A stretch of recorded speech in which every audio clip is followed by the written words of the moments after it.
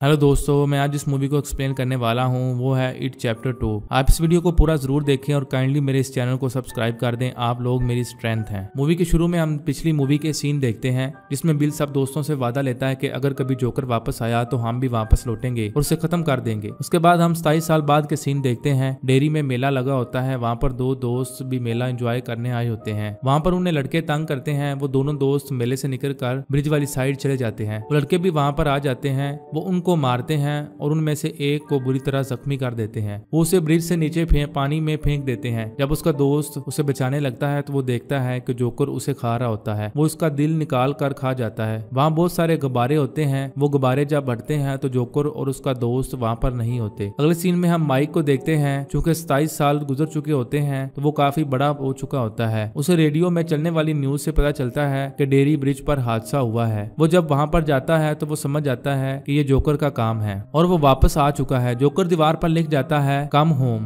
अगले सीन में हम बिल को देखते हैं जो एक राइटर बन चुका होता है। उसकी बीवी और डायरेक्टर को उसकी लिखी एंडिंग पसंद नहीं आती। वो गुस्से से बाहर आ जाता है। उसे वहाँ पर माइक की कॉल आती है। बिल माइक को पहचान नहीं पाता क्योंकि वो 27 साल बाद आपस में बात कर रहे होते हैं। माइक बारी बारी सबको कॉल करता है। वो उन्हें याद दिलाता है कि हमने इकट्ठे होने का वादा किया था और जोकर आ चुका है। एडी एक रिस्क एनालिस्ट बन चुका होता है। रिची स्टैंड अप कॉमेडियन और बेन एक बिजनेसमैन होता है। स्टेनली को माइक की कॉल आती है। वो बहुत डर जाता है और दोबारा जोकर का सामना नहीं करना चाहता होता। वो सुसाइड नोट लिखता है और खुदकुशी कर लेता है। बेवरली को माइक की कॉल आती है। जब वो जाने लगती है तो उसका हस्बैंड उसे जाने से मना करता है और वो उसको मारता है। बेवरली उससे जान छुड़ा कर वहाँ से चली जाती है। एक तेज पानी की लहर आती है और उस गंदे गटर से मुर्दा बॉडीज बाहर निकल रही होती हैं। अगले सीन में हम हेनरी को देखते हैं। पुलिस ने उसको गिरफ्तार कर लिया था। वो 27 साल से जेल में कैद होता है। वहाँ पर उसे बलून नजर आता है। वो देखता है कि बलून के पीछे उसका दोस्त पैट्रिक होता है जो हैवान की शक्ल में होता है। वो हेनरी को उसका चाकू देता है। वो सब दोस्त एक रेस्टोरेंट में इकट्ठे होते हैं। एक दूसरे से मिलकर बहुत खुश होते हैं और बचपन की बातें याद कर रहे होते हैं। माइक उनको बताता है कि पेनीवेज यानी वो बद्दा जोकर वापस आ चुका है। वो हर 27 साल बाद वापस आता है और अब वो वापस आ चुका है और लोगों को खा रहा है। उन सब की कुकीज में एक एक कागज का टुकड़ा निकलता है। उस पे कुछ ना कुछ लिखा होता है। जब वो लोग उन टुकड़ों को तरतीब लगाते हैं तो वो स्टेनली के मुतल्लक होता है। स्टेनली पहले ही मर चुका होता है। कुकीज से कुछ ना कुछ निकलना शुरू हो जाता है। किसी में छोटा बच्चा रोता हुआ, किसी में आंख और छोटे छोटे पक्षी उड़ रहे होते हैं। पानी में उन्हें खोपड़ियां नजर आती हैं। खून टेबल पर बह रहा होता है। माइक बोलता है ये सब असली नहीं है, वो हमारे दिमाग से खेल रहा है। माइक टेबल को तोड़ने लगता है। वहाँ पर वेटर आ जाती है और सब नॉर्मल दिख रहा होता है। वो लोग होटल से बाहर आ जाते हैं और स्टेनली के नंबर पर कॉल करते हैं। स्टेनली की वाइफ बताती है कि उसने टब में हाथ की नस काट ली थी। वो सब लोग डर जाते हैं। वो वहाँ से वापस जाने लगते हैं। माइक उनको बताता है कि उसके पास एक प्लान है जो हमेशा के लिए जोकर को खत्म कर देगा, मगर वो लोग एग्री नहीं होते। माइक बिल से कहता है कि वो जो दिखाना चाहता है सिर्फ एक बार देख लो, फिर वहां से जाना चाहो तो चले जाना। अगले सीन में हम देखते हैं कि स्टेडियम में मैच हो रहा होता है। वहां पर बैठी बच्ची के पास एक जुगनू उड़ता हुआ आता है। वो उसको पकड़ने के लिए उसके पीछे जोकर नजर आता है। वो डर कर वापस जाने लगती है। जोकर उसे कहता है कि मैं उसका दोस्त हूँ और उसके चेहरे पर लगे दाग को एक फूंक में गायब कर सकता हूँ। जब वो बच्ची जोकर के करीब मुंह करती है तो जोकर उसका मुंह खा जाता है। अगले सीन में हम देखते हैं कि हेनरी जेल से फरार हो जाता है। उसका दोस्त पैट्रिक जो हैवान के रूप में होता है वो उस गाड़ी में बिठाकर उसे ले जाता है। बेन और बेवरली आपस में बातें कर रहे होते हैं। बेन बेवरली से पूछता है कि तुम्हें पहले ही पता था कि स्टेनली मर चुका है।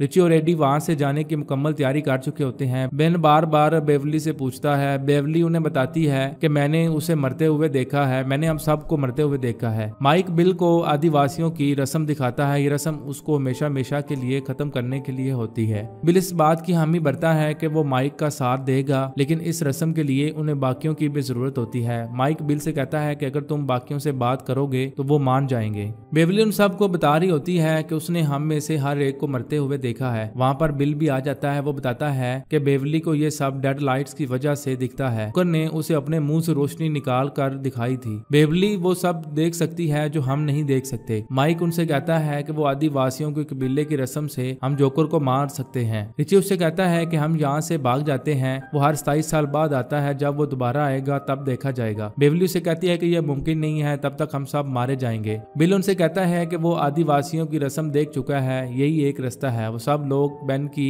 बनाई हुई बचपन वाली जगह पर चले जाते हैं। वहाँ पर उन्हें बचपन की सब बातें याद आ रही होती हैं। बचपन की चीजें देखकर वो सब खुश हो रहे होते हैं। माइक उन्हें बताता है कि इस रस्म को पूरा करने के लिए हमें बलि देनी होगी, हमें अतीत से जुड़ी एक चीज ढूंढना होगी और उसकी बलि देना होगी, और इस सब के लिए हमें अलहदा होना होगा। हमारे पास ज्यादा वक्त नहीं है और हमें अपना बचपन याद करना होगा, तभी हम अतीत से जुड़ी कोई निशानी ढूंढ पाएंगे। उनमें से किसी को भी याद नहीं होता कि बचपन में होने वाले झगड़े के बाद उनके साथ क्या हुआ था। वो सब लोग वहाँ से अलग हो जाते हैं अपनी अतीत से जुड़ी निशानी को ढूंढने के लिए। बेवरली अपने घर जाती है, वहाँ उसे एक बूढ़ी खातून मिलती है। वो बताती है कि उसके डैड सालों पहले ही गुजर गए हैं। वो बेवरली के लिए चाय बनाने जाती है। वो अपने घर को बहुत गौर से देख रही होती है। वही बात जहाँ पर उसके साथ हादसा हुआ था, उसे अपनी अतीत से जुड़ी वो पोएम लिखी मिलती है जो उसे बचपन में बेन देता है, मगर उसे याद नहीं होता। वो चाय पीने लगती है। वो देखती है कि बूढ़ी औरत के सीने पर कोई निशान होते हैं। उसे सब अजीब लगता है। जब वो वहाँ पर लगी फोटोज देख रही होती है तो एक बड़ा सा हैवान उस पर हमला कर देता है। वो जान बचाकर वहाँ से भागने लगती है। उसे वो फोटो में दिखने वाला जोकर नजर आता है। वो अपना चेहरा बहुत अजीब कर रहा होता है। अगले सीन में हम देखते हैं कि रिची गेम खेलने वाली जगह पर जाता है। उसे बचपन याद आता है। वो पार्क में बैठा होता है। पार्क में लगा डम्मी उस पर हमला शुरू कर देता है। वो रिची पर लोहे की सलाख से हमला करने वाला ही होता है। जब रिची को मारने लगता है तो वो आंखें बंद कर लेता है और कहता है कि ये सब सच नहीं है, और डमी अपनी जगह पर मौजूद होता है। रिची उस पार्क में खड़ा होता है। उसे कोई इनविटेशन पकड़ाता है। वो देखता है कि उस पर उसी का नाम होता है। अचानक से जोकर डमी पर बैठा उसे नजर आता है। जोकर उससे ये कहता है कि मेरे साथ ट्रूथ और डेयर खेलो। रिची आंखें बंद करता है और कहता है कि ये जो कह रहा है वो सच नहीं है, मगर जब वो आंखें खोलता है तो जोकर उसके सामने खड़ा होता है। रिची वहां से भाग जाता है। अगले सीन में हम देखते हैं कि बिल्ली को अपने बचपन की साइकिल मिलती है। वो उसे खरीद लेता है और अपने पुराने घर की तरफ चला जाता है। वो देखता है कि उसे बचपन वाला बिल्ली याद आता है जब वो उस हॉल के पास जाता है जहाँ से जोकर ने जॉर्जी को खाया था। बिल्ली जोकर से कहता है कि तुमने क्यों सिर्फ जॉर्जी को ही चुना। जोकर उससे कहता है क्योंकि मुझे तुम नहीं मिले थे। बिल वहाँ से जाने लगता है। बिल्ली मत जाओ, जॉर्जी की आवाज आ रही होती है। वो जॉर्जी को देखता है। उसके हाथ में बोट होती है। वो अपना हाथ आगे बढ़ाता है। बिल को बहुत सारे हाथ जकड़ लेते हैं और उसको अंदर खींच रहे होते हैं। वो खुद को उनसे आजाद कर लेता है। वहाँ पर एक बच्चा आ जाता है। बिल उससे कहता है कि भाग जाओ यहाँ से, कहीं दूर किसी और शहर में चले जाओ। अगले सीन में हम देखते हैं कि बेन अपने स्कूल जाता है। वहाँ उसे अपना बचपन याद आता है। वो बैठा होता है। वहाँ पर बेवरली भी आ जाती है। वो बेवरली को किस करने लगता है। बेवरली उसका मजाक उड़ाती है। अचानक से बेवरली का पूरा मुंह आग में जल रहा होता है। वो भागकर बाहर आ जाता है और लॉकर में छुप जाता है। वो देखता है कि उसके पीछे जोकर खड़ा होता है। वो भागकर लॉकर से बाहर आ जाता है और गिर जाता है। जोकर उसकी तरफ बढ़ रहा होता है। वो बेन को खाने लगता है कि बेन की किसी में टक्कर होती है और जोकर वहां से गायब हो जाता है। अगले सीन में हम देखते हैं कि एडी मेडिकल स्टोर में जाता है जहाँ से वो अपनी बचपन में मेडिसिन लिया करता था। वहाँ उसे अपना बचपन याद आता है। वो जाने लगता है कि उसे उसकी माँ की आवाज आती है। वो नीचे तय खाने से आ रही होती है। वो नीचे चला जाता है। वो देखता है कि पर्दे के पीछे से आवाज आ रही होती है। जब वो देखता है तो उसकी माँ बंदी होती है और एक हवान उसकी तरफ बढ़ रहा होता है। वो बहुत कोशिश करता है मगर वो अपनी माँ को आजाद नहीं करवा पाता। हवान उसको खाने लगता है। वो कहता है ये सब सच नहीं है, मेरा वहम है। सब नॉर्मल हो जाता है। एडी वहाँ पर खड़ा होता है। पर्दा अब भी वैसा होता है। जब वो पीछे मुड़ता है तो वही हवान उस पर हमला कर देता है। वो एडी पर उल्टी कर देता है। एडी वहाँ से निकल कर बाहर आ जाता है। सब लोग होटल में वापस आ जाते हैं। बेवरी और बेल एक दूसरे से बातें कर रहे होते हैं। स्किट बोर्ड सीढ़ियों से नीचे गिरता है। उस पर लिखा होता है कि क्या तुम जॉर्जी की तरह इस बच्चे को भी मरने दोगे। वो बहुत घबरा जाता है और वहाँ से जाना चाहता है। बेवली उसे रोकती है कि वो अकेला ना जाए, मगर बिल उस बच्चे को बचाने के लिए मेले में चला जाता है। एडी बाथ में फ्रेश हो रहा होता है कि वहाँ पर हेनरी आ जाता है। वो एडी के मुंह में चाकू घोंप देता है। एडी वो चाकू निकाल कर हेनरी के पेट में घोंप देता है। बेन जब वहाँ पर जाता है तो हेनरी वहाँ से भाग जाता है। बिल मेले में पहुंच जाता है। वो उस बच्चे को देखता है। वो उसके पीछे चला जाता है। बच्चा एक भूल भुलैया में चला जाता है जहाँ हर तरफ कांच के बॉक्स होते हैं। बिल का सर काफी बॉक्स में लगता है। वो उस बच्चे को ढूंढ लेता है। बच्चा एक बॉक्स में बंद होता है। वो देखता है कि दूसरी साइड जोकर भी खड़ा होता है। बिल रो रहा होता है। वो कहता है कि बच्चे की जगह मुझे ले जाओ। जोकर अपने सर से उस गिलास को तोड़ रहा होता है। वो बार बार अपना सर गिलास में मार रहा होता है। बिल ट्राई करता है मगर वो गिलास नहीं तोड़ पाता। जोकर जोर से गिलास में सर मारता है और बच्चे को खा जाता है। बाकी दोस्त बिल को कॉल करते हैं मगर वो वापस नहीं आता। वो जोकर को मारने के लिए उस खंडर की तरफ चला जाता है। जब वो खंडर के अंदर दाखिल होने लगता है तो बाकी दोस्त भी वहाँ पर आ जाते हैं। बिल उन्हें कहता है कि वो सब लोग वहाँ से चले जाएं, मेरी वजह से वो सब भी नुकसान उठाएंगे। मगर सब बिल से कहते हैं कि वो बचपन में भी तुम्हारे साथ थे और अब भी साथ हैं। रिची सब सबसे कहता है कि आओ इस जोकर की बजा दें। जब वो अंदर एंटर होते हैं तो सीढ़ियों से खून बह रहा होता है। अचानक से दरवाजा बंद हो जाता है। बेन और बेवरली एक कमरे में और बिल लोग दूसरे कमरे में होते हैं। फ्रीजर में स्टेनली की बॉडी होती है, उसका सर धड़ से अलग होता है और बाहर गिर जाता है। बेन के पेट पर कोई नाम लिख रहा होता है, वो चीख रहा होता है। स्टेनली की खोपड़ी बिल से कहती है कि तुम ना होते तो मैं अब तक जिंदा होता। दूसरी जानब माइक आने में देखता है, जोकर उनको नजर आता है जो चाकू से बेन के पेट पर लिख रहा होता है। जोकर बेन की गर्दन काटने लगता है। बेवरली लोहे की सलाख उठाकर आईने में मारती है। जोकर वहां से गायब हो जाता है। स्टेनली की खोपड़ी से स्पाइडर की तरह हाथ पांव बाहर आ जाते हैं। वो खोपड़ी बिल पर हमला करने लगती है, वो उसे नीचे गिरा देता है। खोपड़ी रिची पर हमला करती है, उसका मुंह जकड़ लेती है। बिल उस खोपड़ी को खींच रहा होता है। पास खड़ा एडी सब देख रहा होता है। बिल उसे बार बार कहता है कि चाकू उठाओ, मगर वो चाकू नहीं उठाता। बेन अंदर आ जाता है, वो चाकू से उसकी खोपड़ी फाड़ डालता है। बिल एडी से लड़ने लगता है कि तुम्हारी वजह से रिची मर सकता था। एडी उसे कहता है कि वो बहुत डर गया था। वो सब लोग गंदे नाले में चले जाते हैं। बेवरली को वहां पर किसी की आवाज आती है। जब वो पीछे मुड़ती है तो वहां पर कोई भी नहीं होता। अचानक से एक हैवान बाहर निकल आता है और बेवरली को पानी के अंदर ले जाता है। बेन और बेल पानी में कूद जाते हैं और बेवरली को हैवान से आजाद करवा के बाहर ले आते हैं। आदिवासियों की रस्म करने के लिए उन्हें एक गार से गुजरना होता है। वो लोग बारी बारी उस गार में उतर रहे होते हैं और एक बड़े से खंडर में आ जाते हैं। ये वही आदिवासियों की जगह होती है जहाँ पर उन्होंने वो रस्म की थी। अब ये जोकर की जगह होती है। माइक बॉक्स निकाल लेता है और रस्म करने वाली जगह पर रख देता है। सबको बताता है कि उस रस्म के लिए जोकर का असली रूप में आना जरूरी है। सब लोग बारी बारी अपनी निशानियां उस बॉक्स में डाल रहे होते हैं। ये सब वही निशानियां होती हैं जो उन सब की बचपन की यादें होती हैं। सब एक दूसरे का हाथ पकड़ लेते हैं। बॉक्स में जलती आग बंद हो जाती है। उनके ऊपर रोशनी पड़ती है जो कि डेड लाइट्स होती है। माइक उनसे कहता है कि ऊपर मत देखो और मंत्र पढ़ते रहो। वो सब मंत्र दोहरा रहे होते हैं, रोशनी को मिटा दो, रोशनी को मिटा दो। रोशनी उस बॉक्स में आ जाती है। माइक उस बॉक्स को बंद कर देता है। बॉक्स से एक बड़ा सा गुब्बारा खुलता है और फट जाता है। वो सब लोग गिर जाते हैं। गुब्बारा फटने के शोर से उन्हें कुछ सुनाई नहीं देता। वहाँ पर जोकर आ जाता है। वो माइक से कहता है कि क्या तुमने अपने दोस्तों को नहीं बताया कि वो रस्म कभी कामयाब नहीं हुई थी और आदिवासियों के साथ क्या हुआ था और कबीले के सब लोग मारे गए थे। सब दोस्त माइक से लड़ते हैं। माइक उन्हें कहता है कि